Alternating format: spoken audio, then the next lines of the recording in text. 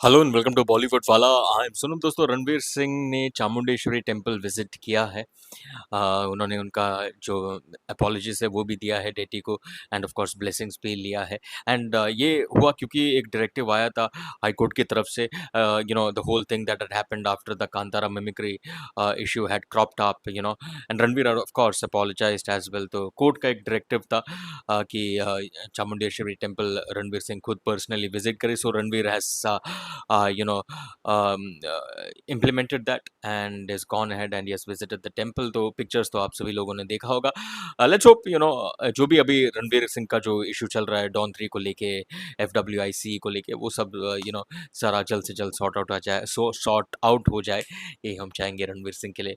Such a wonderful wonderful actor, it was such a delight to see him act in Dhurandhar 2 and of course looking forward to many more of his future films as well. So दोस्तों, आपका take इस पर let me know. चलिए, टाटा।